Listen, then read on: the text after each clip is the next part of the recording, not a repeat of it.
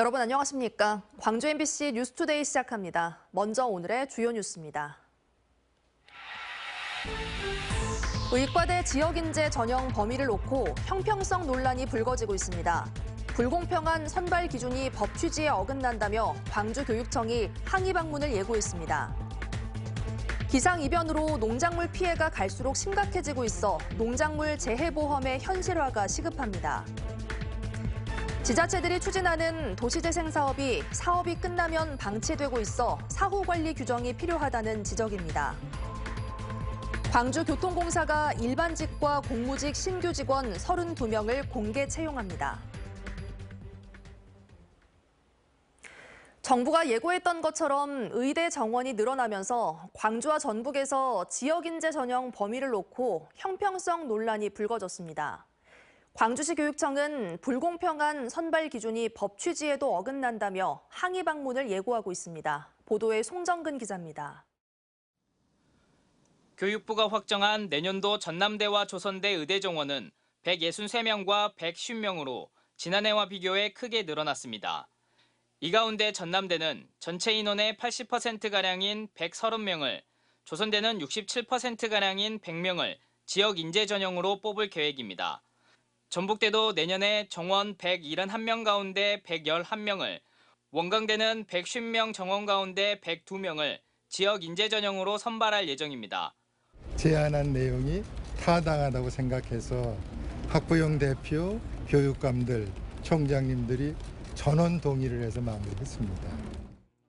문제는 지역 인재 전형 범위입니다. 전남대와 조대는 지역 인재 전형 230명을 호남권으로 설정해 광주와 전남, 전북 구분 없이 선발하는 반면 전북대와 원광대는 호남권 전형으로 각각 16%와 36%가량만 뽑고 나머지 정원을 모두 전북 지역으로 제한해 광주 전남 학생들은 지원조차도 못하고 있습니다. 때문에 광주시 교육청은 조만간 전북대학교를 항의 방문하기로 했습니다. 전북대가 의과대학의 지역인재 전형 범위를 지방대 육성법 취지에 맞지 않게 설정해 광주 전남 학생들이 기회를 박탈당하고 있다는 겁니다. 이렇게 제한하다 보니 호남권 내에 갈등이 있다. 전북대나 원광대 발전에 의해서라도 광주 전남 전북으로 넓혀서 인재를 선발하는 게 맞는 방향이다라고 개선을 촉구할 예정입니다. 호남권 전형 확대를 요구하는 목소리에 전북대는 아직 계획이 없다고 선을 그었습니다. 광주 전남의 요구를 받아들여 지난해 대입 전형부터 호남권 전형을 신설했고 당초 전북으로 제안한 이유도 전북 지역에 정착해 지역 의료 발전을 모색할 수 있는 진짜 지역 인재를 뽑기 위해서라고 설명했습니다. 한편 광주시 교육청은 전북대가 호남권 전형을 확대하지 않으면 광주시 교장단과 진학부장단 항의 방문과 법령 개정 운동 등 항의 수위를 높인다는 방침입니다. MBC 뉴스 송정근입니다. 단오인 오늘 출근길 안개가 자욱하게 끼어 있습니다. 바다 안개가 유입되면서 무안의 가시거리 200m 안팎으로 특히나 해안을 중심으로 매우 짙은 안개가 끼어 있고요. 낮과 같이 내륙 지역을 중심으로도 가시거리 400m 안팎에 짙은 안개가 끼어 있습니다. 오늘 교통안전에 각별한 주의가 필요하겠습니다. 안개는 오전 중에 서서히 걷히겠습니다. 고기압의 영향으로 종일 맑은 날씨가 예상되는데요. 낮 동안 햇볕이 강하게 내리쬐면서 뜨겁겠습니다. 오늘 무더위가 예상됩니다. 한낮 기온 대부분 지역에서 30도를 웃돌겠습니다. 가급적 격렬한 야외 활동은 삼가시고요. 수분 섭취 잘해주셔야겠습니다. 날씨 정보였습니다.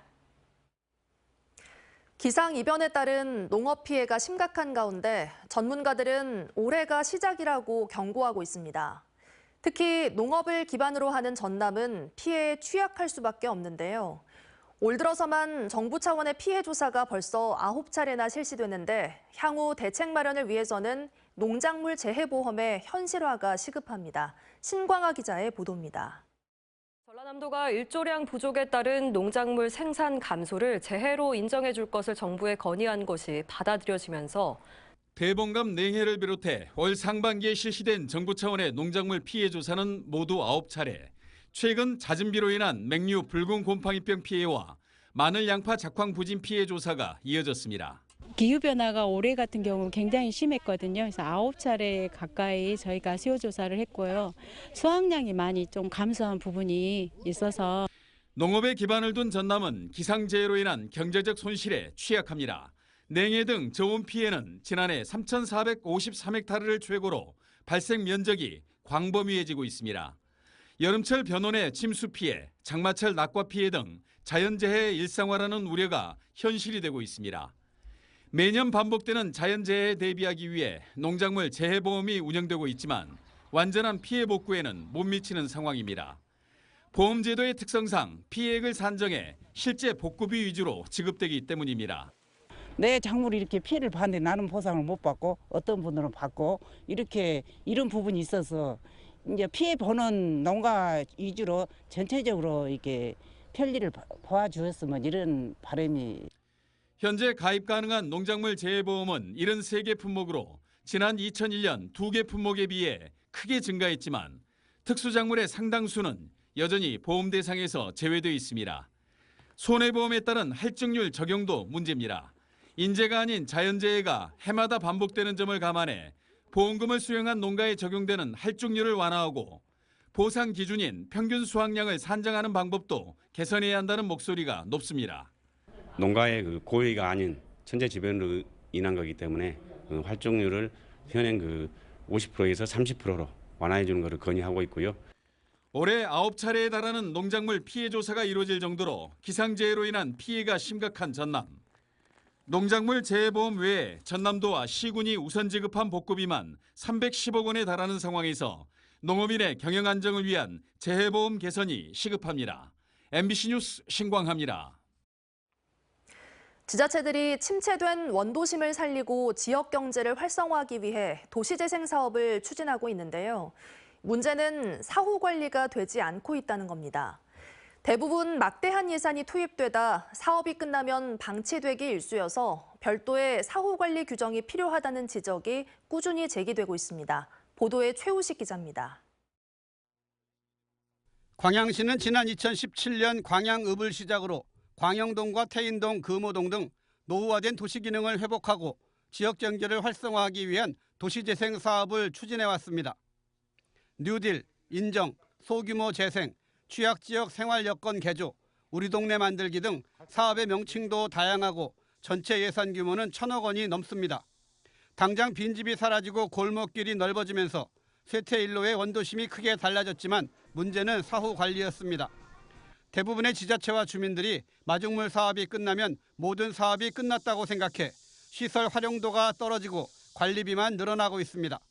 도시재생 사업 기간이 끝나면은 관심도가 떨어져서 손을 놓는 경우가 많이 있습니다. 그래서 이런 것들을 좀 더 도시 쇠퇴를 다시 반복적으로 되지 않도록 하기 위해서는 지속적인 관심이 필요하다고 생각해서 광양시 의회가 최근 제정한 사후관리 조례는 사업 준공 전에 사후관리 계획을 세우고 지역 공동체 운영과 일자리 창출, 주민 역량 강화, 재생 기반 관리 등을 위한 사업을 추진할 수 있도록 했습니다. 매년 사업의 성과를 점검해 이듬해 사후관리 계획에 반영하고 사후관리 모니터링과 평가도 3년간 의무화했습니다. 모니터링하는 과정에서 나오는 문제점이나 개선 방안 등을 도시재생 사업에 반영한다면 지역에 맞는 사업을 발굴하고 추진하는 데 도움이 되지 않을까 하는 생각이 듭니다. 현재 전국 226개 기초지자체가 도시재생 사업을 경쟁적으로 추진하고 있지만 사후관리 조례를 만든 지자체는 전국에 17곳, 도내에서는 순천시와 광양시뿐입니다. 또 이 같은 제도 보완 못지않게 도시재생 사업의 효율적인 사후관리에는 주민들의 관심이 무엇보다 중요합니다. 주민들 스스로 이건 끝난 사업이 아니다. 계속돼야 될 사업이다. 다시는 쇠퇴돼서는 안 된다. 그런 인식과 의지가 필요하다고 생각됩니다. 막대한 예산이 투입되는 도시재생 사업이 보다 효과적이고 지속 가능하기 위해서는 개발만큼 관리도 중요하기 때문입니다. MBC 뉴스 최우식입니다. 어제 오전 6시 15분쯤 여수시 화정면 개도에 있는 선착장 인근에서 1톤 트럭이 바다로 추락했습니다.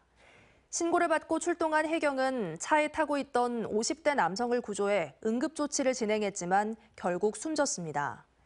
해경은 차량 기어가 중립 상태였던 점 등을 토대로 정확한 사고 경위를 조사하고 있습니다. 광주 학동 붕괴 참사 3주기를 맞아 피해자들을 기리는 추모식이 열렸습니다. 세월호와 이태원 참사 등 재난 참사 피해자 유족들이 함께한 추모식에서 참석자들은 피해자들의 영면을 기리는 한편 철저한 재난 예방과 대책을 통해 다시는 같은 피해가 되풀이되지 않아야 한다고 주장했습니다. 추모식에 앞서 학동 참사 유족과 부상자들은 우울증과 불면증 등 여전히 정신적 고통에 시달리고 있다며 체계적인 심리적 개입과 신체적 치료가 절실하다고 강조했습니다.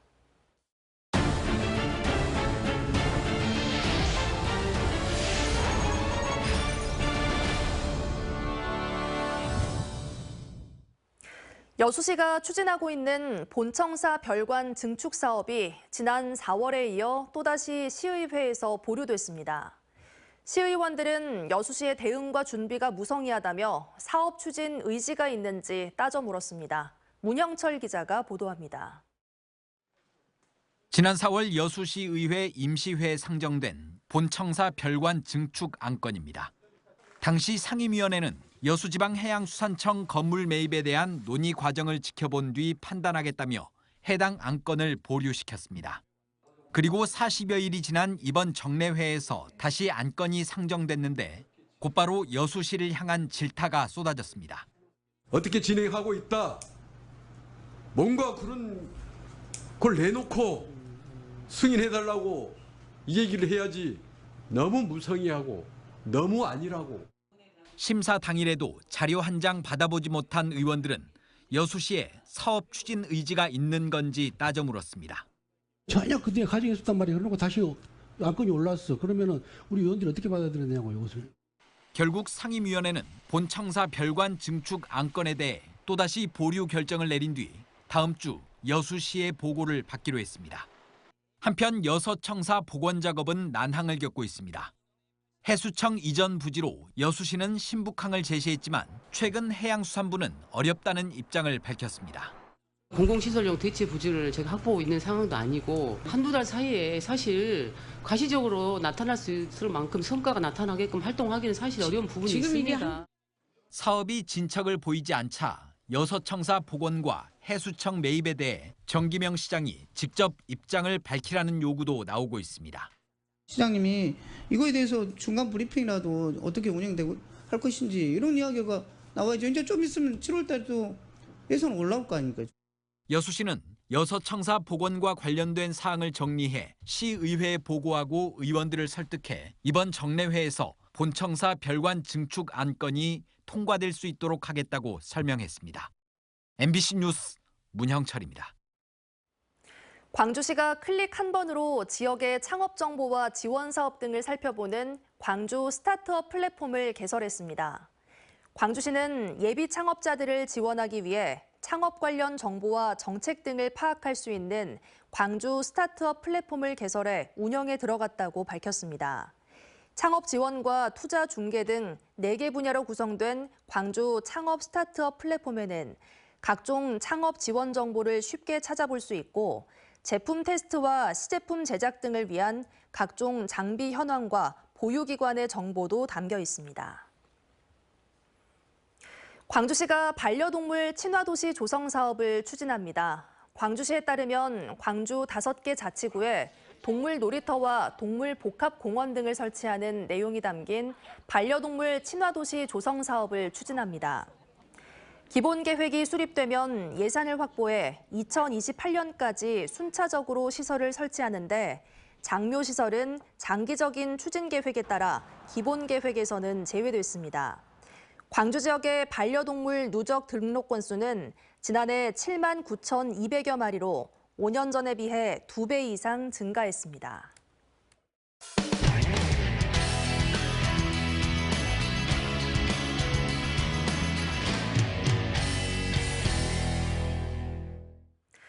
우리나라는 전력을 생산하는 곳과 소비하는 곳이 다르다 보니 차등요금제의 필요성이 꾸준히 제기돼 왔습니다.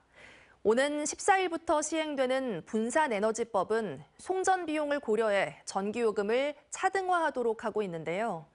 정부는 내년부터 발전사가 한전에 판매하는 전력 도매 가격에 차등요금제를 도입할 예정인데 우리 산업 지형에 미치는 영향을 부산문화방송 이만은 기자가 전해드립니다.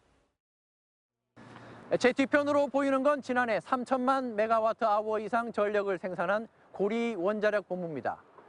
대전과 광주, 세종, 제주 이 4개 지자체가 1년 동안 쓰고도 남는 양입니다. 이와는 반대로 전력 생산은 미미한데 전력 소비만 높은 지자체들도 있습니다. 이렇다 할 큰 발전소가 없는 서울이나 대구 등이 그렇습니다. 이 생산하는 곳 따로, 소비하는 곳 따로, 전력 수급 불균형과 차등 요금제의 필요성은 바로 이 지점에서 출발합니다. 우리나라 광역시 이상 대도시 중 전력 자급이 가능한 곳은 부산과 인천 2곳뿐입니다. 서울, 광주는 전력 자급률이 10%, 대전은 3% 수준입니다. 자급률이 100%를 넘는 곳은 대부분 비수도권 지역인데 원전이 있는 경북, 전남은 지난해 200% 안팎이었습니다. 문제는 발전소와 소비지역 사이의 거리만큼 막대한 송전 비용이 든다는 점입니다. 고리원전에서 400km인 서울까지 송전망 건설 비용은 지상 송전망이 최대 1조 2천억 원, 지하는 최대 10조 원으로 추산됩니다. 1호선 같은 경우에는 2예선 기준으로 킬로미터당 10억, 3, 4호는 2예선 킬로미터당 32억 정도, 지중솔로 같은 경우에는 7, 8배 정도 금액이 높아지는. 이달 14일부터 시행되는 분산에너지법은 송전 비용을 고려해 전기요금을 차등화하도록 하고 있습니다. 원전 밀집 지역인 부산이 당장 혜택을 볼 수 있습니다. 이런 차등 요금제는 경제 분야에 더 큰 파급 효과를 불러올 거란 전망입니다. 삼성전자의 경우 올해 추정 전기요금은 3조 원, 현대제철은 1조 원 규모입니다. 10%만 전기요금을 줄여도 수천억 원의 비용을 아낄 수 있습니다. 꿈쩍 않던 대기업들이 지역으로 이전할 수도 있다는 말입니다. 특화단지가 지정이 되면 대기업을 유치한다든가 지역 균형 발전 그런 것들 때문에 저희가 1호가 되려고 노력을 하는 거죠. 실제 해외에선 다양한 전기요금 제도가 시행 중이고 그에 따른 경제 파급 효과도 입증되고 있습니다. 영국 같은 경우는 대규모 발전소가 북부 쪽에 위치하고 있는데 이제 런던이나 그 남부 지역으로 송전망이 이제 깔려 있는데 송전 비용이라든지 사회적 비용 부분을 고려를 해서 정부는 우선 내년부터 발전사가 한전에 판매하는 전력 도매 가격부터 차등 요금제를 도입할 예정입니다. 이후 소매 요금도 단계적으로 차등화할 걸로 보입니다. 하지만 수도권의 반발과 총부채 200조가 넘는 한전의 만성 적자가 제도 도입에 변수가 될 거란 전망입니다. MBC 뉴스 이만흥입니다. 글로벌 자동차 메이커들이 3천만 원대 전기차 모델을 잇따라 출시하면서 전기차 판매 전쟁이 다시 불붙고 있습니다. 저가 모델 출시로 줄어드는 전기차 수요를 돌파하겠다는 건데요. 울산에 대형 전기차 공장을 짓고 있는 현대차의 발길도 바빠지고 있습니다. 울산문화방송 이상욱 기자입니다. 기아가 지난달 선보인 전기차 전용 플랫폼 기반 세 번째 전기차 모델입니다. 같은 소형 SUV인 기아 셀토스와 현대차 코나보다 길고 실내도 안락합니다. 가장 눈에 띄는 건 현재 국내에서 팔리고 있는 동급 전동화 모델보다 2천만 원 가까이 저렴하다는 점입니다. 보조금을 받으면 3천만 원대에 구매가 가능한 전기차를 출시하는 건데 이달 말 광명 공장에서 양산에 들어갈 예정입니다. 기존 동급 차급에서 볼 수 없었던 다양한 사양들을 적용하여 고객분들에게 다채로운 EV 경험을 제공해드릴 수 있다는 점이 강점입니다. 울산에 대형 전기차 공장을 짓고 있는 현대차도 가격대를 대폭 낮춘 캐스퍼 일렉트릭 출시를 준비하고 있습니다. 경차 캐스퍼 기반의 전기차로 하반기 양산에 들어가며 한 번 충전으로 최대 350km 이상 주행을 목표로 하고 있습니다. 이 밖에 GM은 최근 중형 레저용 전기차인 쉐보레 이쿼녹스를 출시했고 테슬라와 스텔란티스, 폭스바겐도 배터리 성능을 대폭 개선한 3만 불대 전기차 출시를 예고했습니다.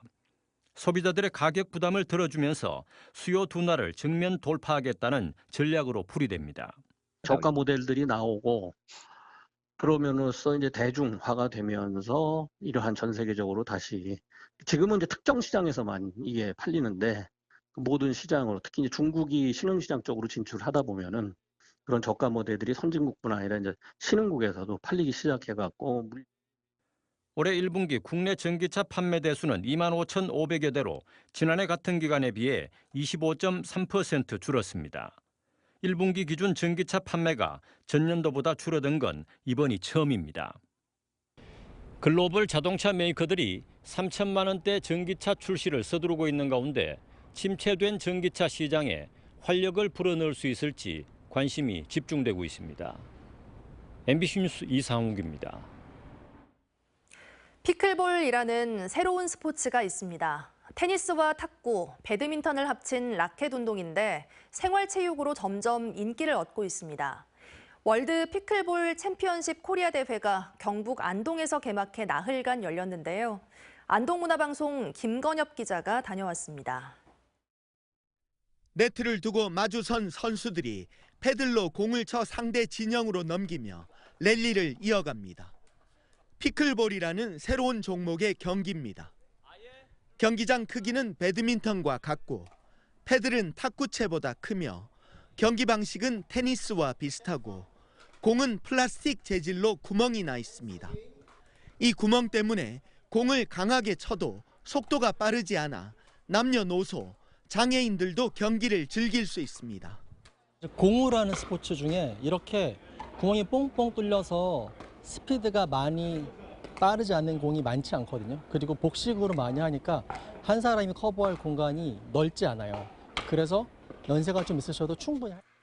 지난해 피클볼 협회가 창립된 안동에서 국내외 500여 명의 선수가 참가한 가운데 월드 피클볼 챔피언십 코리아 대회가 개막됐습니다. 오는 9일까지 나흘간 연령대별로 남녀 단식과 남녀 복식, 혼합 복식 경기를 치르며 실력을 겨룹니다. 저는 근데 첫 대회여가지고 그냥 많이 배울 겸 그냥 즐기려고 나왔습니다. 간단한 규칙만 익히면 바로 경기를 할 수 있고 부상을 당하는 일도 거의 없는 장점 때문에 생활체육은 물론 정식 스포츠 종목으로 인기를 끌고 있고 2028년 LA 올림픽 정식 종목 채택 가능성도 점쳐지고 있습니다. 지금 우리 안동 지역이 지도자들은 다 구비가 되어 있습니다. 그리고 실제로 즐기는 동호인들도 아주 많은 지역이고요. 여기에 이제 시설적으로나 그런 경기장이 많아진다면 안동을 중심으로 이 피클볼이 굉장히 크게 성장할 수 있지 않을까. 새로운 스포츠 피클볼이 빠르게 확산되는 가운데 안동이 그 중심지로 주목받고 있습니다. MBC 뉴스 김건엽입니다. 광주교통공사가 일반 공무직 신규 직원 32명을 공개 채용합니다.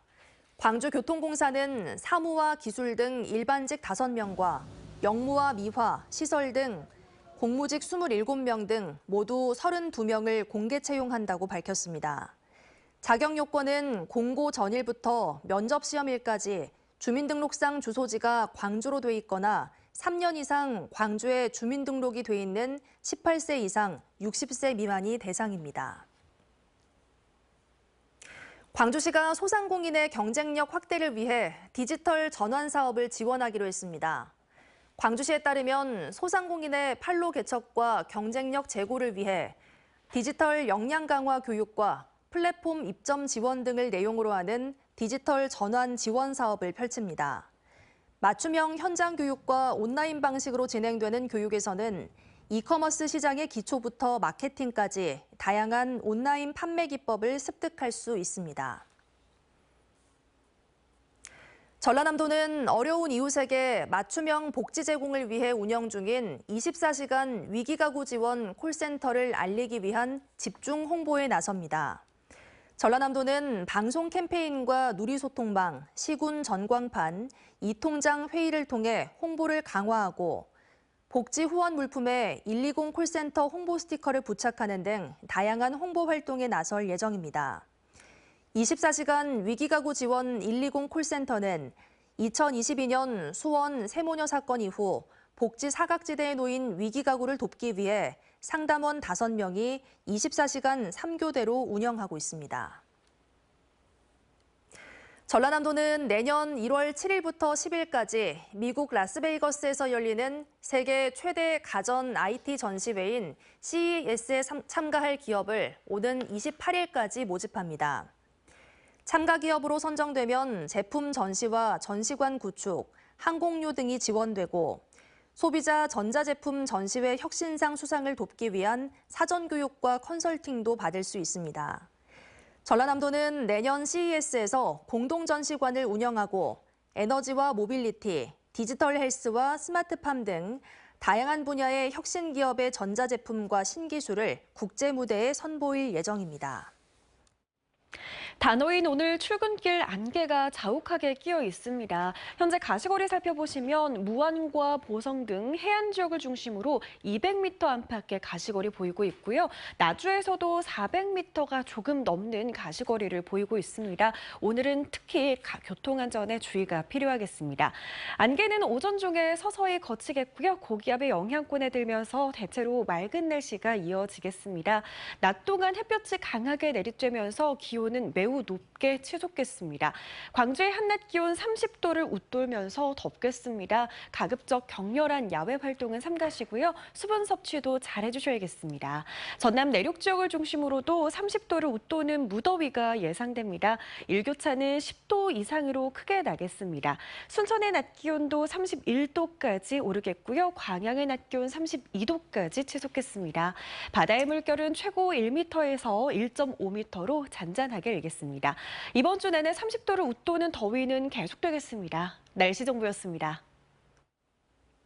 이상으로 뉴스 마칩니다. 함께해 주신 여러분 고맙습니다. 언제 어디서나 내 손 안의 뉴스. 광주 MBC 뉴스 유튜브 구독으로 함께하세요.